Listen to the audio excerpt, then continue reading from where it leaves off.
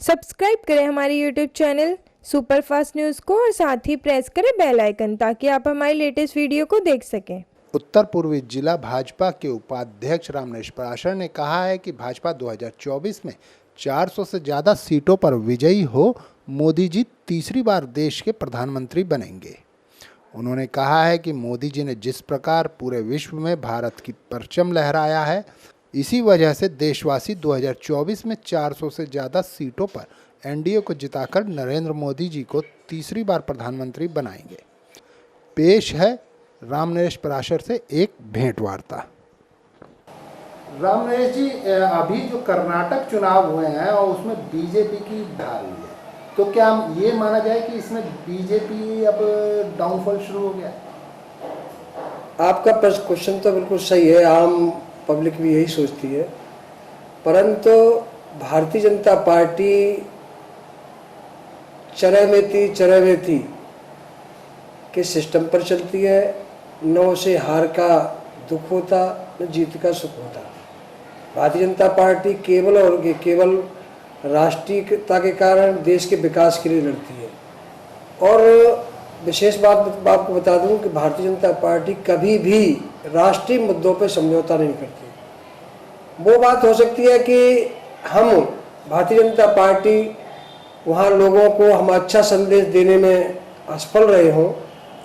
कांग्रेस के उसमें मैनिफेस्टो में था कि हम 2000 रुपये प्रति महिला को परिवार में देंगे, तो हो सकता है इसका वहाँ की महिलाओं ने जैसे दिल्ली में कर दिया था वैसे वहाँ कर दिया हो, परंतु हमें हार से इतना दिक्कत नहीं आती, तो जीत से आती। हम तो केवल देश सेवा के लिए जीते हैं और राजनीति केवल राजनीति का सेवा का साधन है भारतीय जनता पार्टी में, और इसके अलावा कुछ भी नहीं है। तो क्या लगता है कि बीजेपी आगे 2024 में मजबूती से लड़ेगी चुनाव?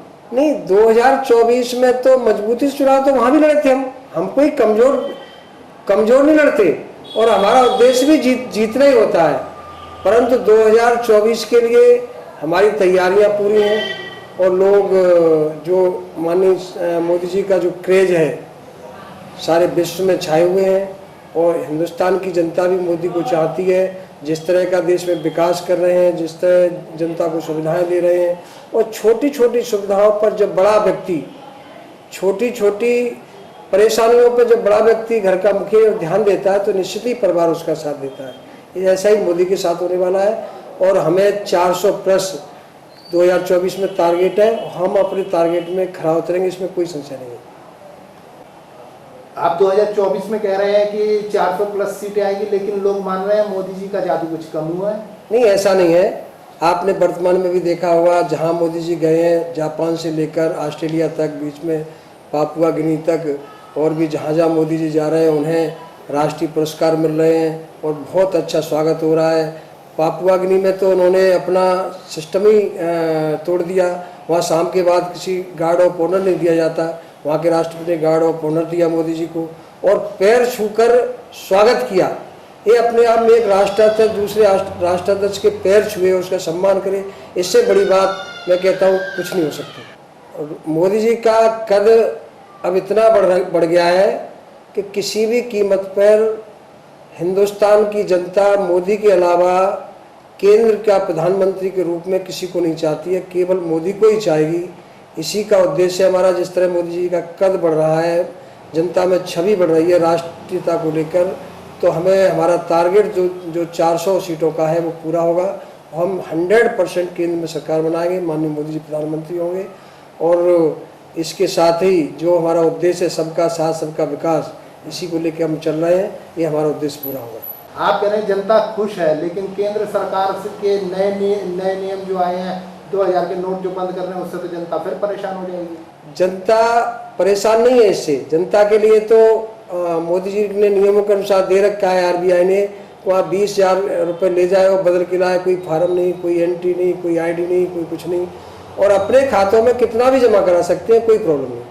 ये तो केवल और केवल उन लोगों के लिए है जिन्होंने 3,13,000 नोट 2000 के छपे थे। उसमें केवल मार्केट में लगभग 11% का चलन था, और 89% नोट को कब्जे में कर रखा था, पैसे वालों ने कमरे भर रखे हैं। इसको बाहर निकालने के लिए 2000 का नोट बंद किया जा रहा है, जिससे हिंदुस्तान की करेंसी पे कोई दिक्कत नहीं आए और वो गवर्नमेंट को शेयर करें, गवर्नमेंट को टैक्स दें। इस नियम को लेकर 2000 का नोट बंद करने की प्रक्रिया, और 4 महीने का टाइम है। कोई शरीफ आदमी को इसमें, कोई छोटे मोटे आदमी को इसमें कोई प्रॉब्लम नहीं होगी, ये सरकार की गारंटी है। अच्छा, बात करें दिल्ली की, तो केंद्र सरकार लगातार दिल्ली सरकार को परेशान कर रही है। अभी सुप्रीम कोर्ट ने भी कह दिया है कि भाई दिल्ली को अनवरत रूप से चलने दिया जाए, लेकिन केंद्र सरकार ने फिर एक अध्यादेश ला करके सारी कमान अपने हाथ में रखी है। नहीं, जो सुप्रीम कोर्ट का फैसला है, सुप्रीम कोर्ट ने ये नहीं कहा कि दिल्ली को चलने दिया जाए। सुप्रीम कोर्ट ने ये कहा है कि अमूमन जहाँ सरकारें बनती हैं वहाँ सरकार का पूरा अधिकार होता है, परंतु एक केंद्र शासित प्रदेश है। दिल्ली में तमाम MSC है, बाहर के लोग भी आते हैं, बहुत बड़ी यहाँ पर व्यवस्थाएं बनी हुई हैं, केंद्र सरकार का सारा कुछ सिस्टम भी यही है। तो यहाँ पर दिल्ली को सारी पावर दे दी जाए तो ऐसा होगा जैसे कि बंदर के हाथ में छुरा दे दिया जाए और सुरक्षा की गारंटी हो। हमने पंजाब में देख चुके हैं कि पंजाब की सरकार ने जब प्रधानमंत्री जी का दौरा था, वहाँ ईश्वर की कृपा से अनहोनी बची, अन्यथा प्रधानमंत्री पर कोई भी कुछ भी कर सकता था। इसलिए दिल्ली में केंद्र शासित प्रदेश होना जरूरी है, इसलिए केंद्र सरकार का अध्यादेश लाना जरूरी था, वो लेके आए। इससे पहले शुरू में ब्रह्म प्रकाश जी दिल्ली के CM हुआ करते थे और वहाँ पर किसी काम के लिए प्रधानमंत्री जी को हेलीकॉप्टर की जरूरत पड़ी तो उन्होंने नहीं दिया, प्रधानमंत्री को अपने प्रोग्राम चेंज करने पड़े। केंद्र सरकार ने इसी को लेकर दिल्ली को केंद्र शासित प्रदेश बनाया है कि यहाँ किसी भी तरह की कोई व्यवस्था नहीं बिगड़े।